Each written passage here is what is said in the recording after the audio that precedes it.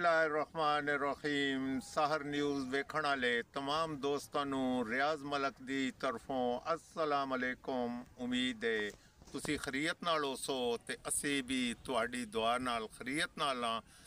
अज असी हाज़र हाँ एक नवी ते अनोखी वीडियो दे नाल। उम्मीद है कि तुहानू पसंद आएगी।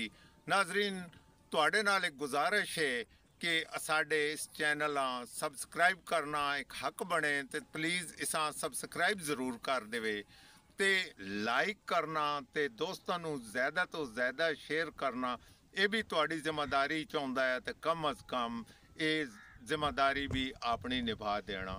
ते अज असी हाज़र हाँ एक नवी वीडियो दे नाल। साड़ी अज की एक वीडियो जिहड़ी है एक नहायत अछूती वीडियो है। अज तुहानूं विखावांगे कि भुचाल कलान ते साडे नाल दे जितने इलाके है कितने खूबसूरत है, लेकिन इत्थे आके एक माफिया आ गया जिन्हां ने पहाड़ां नूं कटना शुरू कर दिता। मैं तुहानूं ये हर चीज़ विखा रहा और तुसी वेख रहे हो कि इस खूबसूरतियां किस कदर तबाह किया जा रहा और कोई बंदा इन्हों पुछण वाला ही नहीं, ना किसी ने एक्शन लिया। क्यों एक्शन लैन भी कि उन्होंने आप खरीद ली हैं जगह, जो खरीद ली हैं तो हुण उन्हां दी मर्जी है कि वो जो कुछ करन ते कम अज़ कम अपनिया कुदरती हुसन जितने ने पहाड़ां दे इन्हां ते खराब ना किया वंजे। तुसी वेखो कुछां नूं क्रैश माफिया खा रहा है, पहाड़ तबाह बर्बाद हो रहे ने, कुदरती हुसन जितना सी इलाके दा वो सारा तबाह बर्बाद हो गया है। तो असी तुहानूं ये सारा कुछ विखा रहे हैं। उम्मीद है कि ये वीडियो वेखण तो बाद कुछ इंतज़ामिया भी हरकत चाहेगी तो इंतज़ामिया इस ते एक्शन भी करेगी। असी जो कुछ तुहानूं विखा रहे हैं ये तो एक फॉर एग्जाम्पल गल है, वरना इन्हां पहाड़ियां दा सारियां दा तकरीबन सत्यानाश किया जा रहा है। क्रश वालियां तो इलावा लीज वालियां ते सड़कों दी तामीर करन वालियां इन्हां पहाड़ां नूं खा के इलाके दा कुदरती हुसन बर्बाद कर दिता है।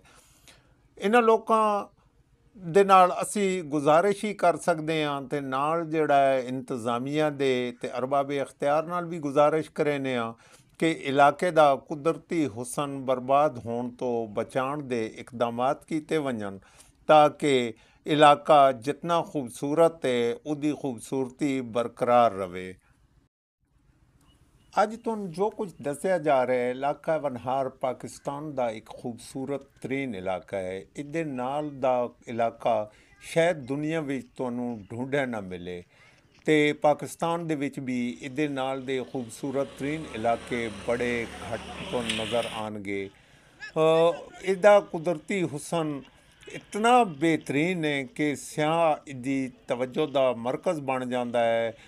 तो असी लोग पता नहीं क्यों इस दे कुदरती हुसन नूं बरकरार रखण दे बजाय इहदी नाल असी मतरेई मां दा सलूक करदे होया इहदियां खटाइयां करनियां शुरू कीतियां ने और अपने पैसे कमाण लई ज़ाती अपनियां जेबां भरन लई पता नहीं क्यों असी इहदा कुदरती हुसन तबाह बर्बाद करन ते तुले होए हाँ।